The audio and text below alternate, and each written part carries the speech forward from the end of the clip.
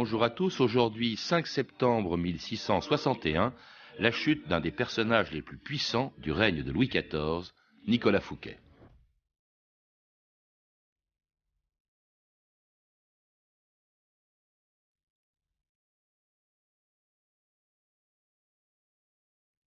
Jusqu'où ne montera-t-il pas? Devise de Nicolas Fouquet.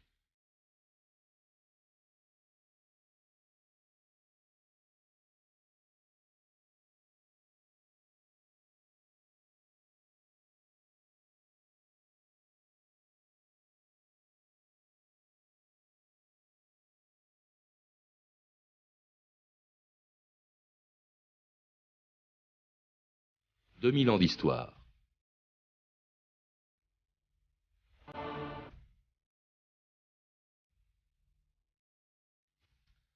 Parce que leur nom en patois de l'Ouest signifie l'écureuil, les Fouquet en avaient mis sur leurs armoiries, en y ajoutant une devise qui devait faire la gloire et le malheur du plus célèbre d'entre eux, quo non ascendet, jusqu'où ne montera-t-il pas? En devenant surintendant des finances de Louis XIV, Nicolas Fouquet était en effet monté si haut qu'il était l'homme le plus puissant de France après Mazarin. Profitant de ses fonctions pour acquérir une immense fortune, cet ambitieux était aussi un mécène qui, dans son château de Vaux-le-Vicomte, avait réuni les plus grands artistes et les plus grands écrivains de son temps. Il n'en fallait pas plus pour faire des jaloux et de l'ombre au roi qui, le 5 septembre 1661, décidait d'inaugurer son règne par un geste spectaculaire, la première et la plus importante décision du jeune Louis XIV. J'ai décidé de faire arrêter M. Fouquet, pas mon capitaine des gardes. Mais Louis, avez-vous perdu l'esprit? Quoi, madame? Quand mon trésor est vide, quand mon revenu est mangé 2 ans d'avance, quand la récolte est mauvaise et que mon peuple est menacé d'une nouvelle famine, le surintendant de mes finances est assez riche pour dépenser en un jour plus d'argent que je ne possède et pour corrompre mes proches. Tout cela représente des années de rapine, de concussion et de trafic aux dépens du royaume. Et M. Fouquet ne craint pas de m'en administrer la preuve. Ma décision est prise. Arrêtez M. Fouquet dans sa province. Prenez garde, mon fils. Vous pourriez réveiller les troubles de la fronde. Vous me faites peur. Et il y avait de quoi avoir peur, en effet. Jean-Christian Petit-Fils, bonjour. Bonjour. Alors, compte tenu du pouvoir absolu dont disposait Louis XIV, on imagine mal aujourd'hui qu'il ait pu avoir peur d'arrêter son surintendant des finances, mais on était, vous le rappelez dans un livre, en 1661, c'est-à-dire au tout début du règne de Louis XIV, à une époque où Fouquet était en effet l'homme le plus puissant de France, peut-être même plus puissant que le roi lui-même. Oui, certainement. Bon, le roi est tout jeune, il a 23 ans, Mazarin est mort quelques mois auparavant, et Fouquet détient des charges considérables au sein de l'État. Il est procureur général du Parlement de Paris, surintendant des finances et membre du Conseil du roi, c'est-à-dire ministre d'État.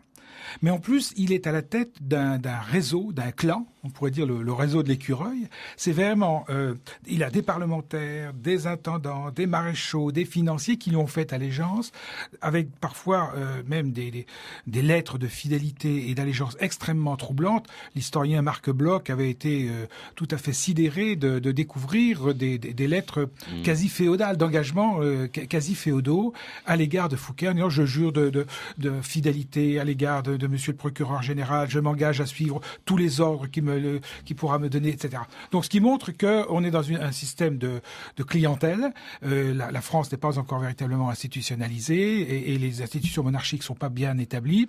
Et donc, ce type de pouvoir est très dangereux. Alors, celui que l'on retient, ce pouvoir que l'on retient, c'est surintendant du roi. C'est quoi, à l'époque de Louis XIV? C'est une espèce de ministre des Finances? Alors voilà, on peut dire ça, mais enfin, le surintendant des Finances, c'est même beaucoup plus que ça. C'est à la fois le pourvoyeur de fonds, donc ça c'est très très important parce qu'il faut trouver les financiers. C'est l'ordonnateur des finances, des dépenses de l'État.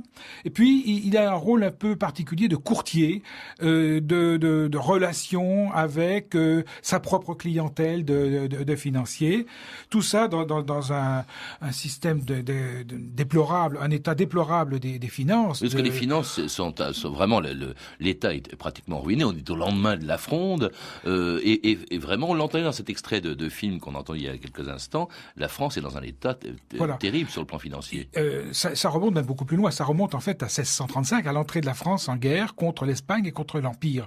La France est en paix avec l'Empire en 1648, traité de Westphalie, mais par contre, la guerre se prolonge jusqu'en 1659 avec l'Espagne. Et la France est véritablement ruinée. Et les dépenses militaires grèvent le budget dans des proportions gigantesques. On est passé d'un budget de 40 millions de livres en 1635 à 200 millions l'année suivante, et on est resté dans les mêmes eaux à ce moment-là. Donc il faut accroître la fiscalité, il faut emprunter, et évidemment emprunter à des taux usuraires. Alors tout ça ne va pas empêcher le surintendant des finances d'accumuler une immense fortune, au point d'ailleurs de prêter à l'État des sommes considérables et de faire aussi des jaloux comme Colbert, qui quelque temps avant la mort de Mazarin met en garde le cardinal contre les ambitions de Fouquet.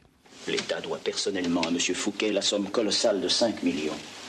Il pourrait se croire autorisé à briguer la succession de votre éminence. Il la brigue déjà. On me l'a rapporté. Il a l'appui de la reine-mère. Jamais, depuis la maladie de son éminence, il n'y eut, dans aucune cour, plus d'intrigues et d'espérance. Et au cœur de ces intrigues, on retrouve toujours la main de M. Fouquet.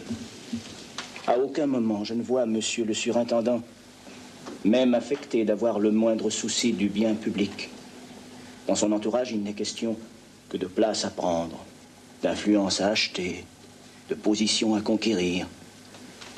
Si M. Fouquet devient Premier ministre, eh bien, je ne réponds plus de rien. Et c'était un autre extrait de la prise du pouvoir par Louis XIV de Rossellini, Colbert débinant Fouquet devant le cardinal qui était en train de mourir à ce moment-là. On est juste à la veille de sa mort en 661. Colbert, c'était le pire adversaire. Ce sera d'ailleurs celui qui va faire tomber Fouquet. Oui, alors c'est un intendant de Mazarin, celui qui gère les affaires privées et qui a un rôle de courtier du côté de Mazarin. Un homme très ambitieux lui aussi, qui voudrait la place de Fouquet. Et au moment de la mort de Mazarin, il se fera nommer intendant des finances, c'est-à-dire un poste juste en dessous de surintendant des finances, et ce sera un poste d'observation qui lui permettra de découvrir ou tout au moins de subodorer certaines malversations et de les dénoncer au roi. Alors justement, comment faisait l'État? Parce que Fouquet s'est beaucoup enrichi aux dépens de l'État. Mais comment faisait l'État? Enfin, comment a-t-il fait justement pour pouvoir faire fortune un peu sur le dos de l'État dont il était, je répète, enfin vous l'avez dit, surintendant des finances, Jean-Christian Petit-Fils? Alors, en fait, il jouait un triple rôle. Il était à la fois banquier de l'État, c'est-à-dire il empruntait à des taux, par exemple, 10%, puis il reprêtait à l'État à 15%, donc il s'enrichissait au passage. Il était financier, c'est-à-dire qu'il achetait des billets de l'épargne, c'était des sortes de bons du trésor de l'époque, qui étaient très dépréciés. Et puis, lui-même, en tant que surintendant des finances, il les réassignait, c'est-à-dire il réaffectait ces bons du trésor, ces billets de l'épargne, sur des caisses, puisqu'il n'y a pas d'unité budgétaire, il n'y a que des caisses finalement autonomes, sur des caisses qui produisaient de l'argent. Donc, ces billets, évidemment, automatiquement, retrouvaient leur valeur. Et entre-temps, évidemment, M. Fouquet empochait la différence. Il jouait aussi un rôle de traitant lui-même, c'est-à-dire qu'il prenait à bail des affaires, des octrois de ville, il faisait des placements personnels. Donc tout ça pourrait se qualifier aujourd'hui de délit d'initié et de mélange entre le patrimoine public, le patrimoine privé. C'est assez confus et même les historiens aujourd'hui ont du mal à s'y retrouver dans la comptabilité de M. Fouquet. Il touchait des pots de vin, ce qu'on appelait des donatifs, je crois. Des donatifs, voilà. Alors tout ça allait, il gagnait beaucoup, il dépensait beaucoup. D'abord, il a voulu se doter, il a voulu armer une véritable flotte de commerce. Il était passionné par la mer, Fouquet. Ah oui, alors ça c'est la tradition familiale. Son père s'était aussi intéressé à la marine et en compagnie de commerce, et lui-même a poursuivi dans cette voie. Il avait acquis la place de Belle-Île, à la demande d'ailleurs de Mazarin, et il pensait en faire un port gigantesque pour le commerce des épices et les différents, enfin le commerce avec les îles, notamment les îles à sucre. il exerçait par... Les Antilles, d'ailleurs, je crois qu'il avait une propriété il à la avait Martinique. une propriété à la Martinique, il avait acheté l'île de Sainte-Lucie, Sainte-Anousie, et il avait des différents... Oui, il avait une flotte de commerce, armée d'ailleurs en guerre aussi. Hein. Alors, ce qu'on connaît surtout, c'est l'extraordinaire château qu'il a fait construire. C'était le plus beau château de son temps, juste avant Versailles, mais d'ailleurs dont Versailles va s'inspirer, le château de Vaux-le-Vicomte, Jean-Christian Petit-Fils. Ça, oui, c'était le Versailles de Fouquet. C'est d'abord aussi le même architecte, puisque c'est Levaux qui va construire, à partir de 1656, le magnifique château de Vaux. C'est l'architecte Gittard et puis le nôtre qui vont édifier les jardins. Ces jardins qui sont absolument éblouissants et qui vont rendre Louis XIV très jaloux. Les mêmes artisans, parce que les mêmes artisans qu'on retrouvera effectivement à Versailles. Au fond, bien sûr, est-ce que c'est pas Fouquet et son château qui ont inspiré Louis XIV? Sans aucun doute, C'est Louis XIV va reprendre en fait toute l'équipe ancienne de Vaux à son service, le Vaux, le Brun et le nôtre. Parce que c'était un mécène aussi, parce que Louis XIV va également faire venir à Versailles tous ceux qui venaient à la cour, on peut dire, de Fouquet. Hein. Tous les plus grands écrivains de l'époque étaient protégés par Fouquet. Alors voilà, Fouquet c'est un personnage très très curieux. C'est à la fois un homme d'argent, un homme d'ambition, un personnage flamboyant, mais aussi un grand amoureux et un mécène. On le voit dans son salon de Saint-Mandé, qui est une sorte de prolongement de l'hôtel de Rambouillet. Il reçoit Pélisson, La Fontaine, Mademoiselle de Lafayette, Mademoiselle de Scudéry, Scarron, Molière, Corneille, bien entendu, le poète Loret. Et tout cela dans une esthétique du charme, de la grâce, de la joie, qui s'oppose à la poésie un peu desséchante de Malherbe, par exemple. Donc là, il y a vraiment une tradition littéraire et Fouquet est un homme tellement charmant que des années après, durant son procès, eh bien les poètes, les écrivains, La Fontaine, Madame de Sévigné, se battront pour obtenir une atténuation de peine ou sa libération. C'était pas tellement désintéressé parce qu'au fond, il s'achetait ainsi, je parle pas seulement des écrivains ou des peintres ou des architectes, mais une véritable clientèle de courtisans fidèles, vous l'écrivez, Jean-Christian Petit-Fils, en essayant même d'ailleurs, après la mort de Mazarin, de faire passer dans son camp la propre maîtresse de Louis XIV, Louise de La Vallière. Avant un mois, vous me verrez Premier ministre. S'il en est ainsi, vous devriez vous débarrasser de Colbert. C'est un homme à craindre. Vous pensez vraiment que je dois m'inquiéter de ce petit bourgeois de Reims? C'est cette jeune personne, mademoiselle de La Vallière, qui va devenir importante. Évidemment, elle n'a pas l'habitude de l'argent. Nous la mettrons facilement dans nos intérêts. Monsieur Fouquet vous prie d'accepter un présent. Un présent? Oui. 20 000 pistoles. Dites à Monsieur Fouquet que 20 000 pistoles ne sauraient me faire faire un faux pas. Pourquoi tremblez-vous? Je tremble de colère. Madame Duplessis vient de me proposer de l'argent. De l'argent? 20 000 pistoles, de la part de Monsieur Fouquet. Vous avez fort bien fait de me former, Louise. Et c'était un extrait du Ballet de la Nuit de Lully qui avait également composé, je crois, pour une fête à Vaux-le-Vicomte, qui avait composé pour Fouquet, que l'on vient d'entendre essayer de corrompre la maîtresse, Louise de La Vallière, la maîtresse de Louis XIV. Louis XIV l'apprend, évidemment, il est furieux. C'est comme ça, il achetait les gens, en fait, Fouquet. Tout à fait. Et Louis XIV dira qu'il avait acquis à peu près la moitié de sa cour, ce qui montre encore une fois le danger que représentait Fouquet pour Louis XIV. C'était un véritable clan ou réseau, hein.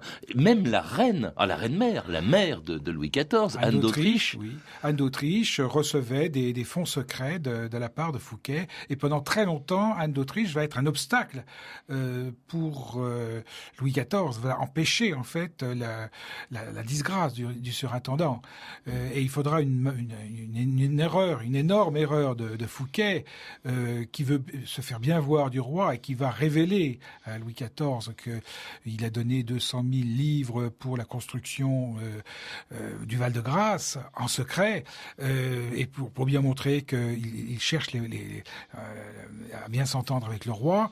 Louis XIV va profiter de cette révélation pour le révéler à Anne d'Autriche, et à ce moment-là, Anne d'Autriche va laisser tomber. Oui, parce qu'il commet pas mal d'erreurs, alors qu'il est très prudent. Vous révélez aussi, Jean-Christian Petit-Fils, ce qu'on appelait le projet, ou d'autres l'ont appelé le complot de Saint-Mandé. Saint-Mandé, il faut le rappeler, c'était une autre des propriétés, des multiples propriétés de Fouquet, la plus belle étant Vaux-le-Vicomte, mais il y avait à Saint-Mandé.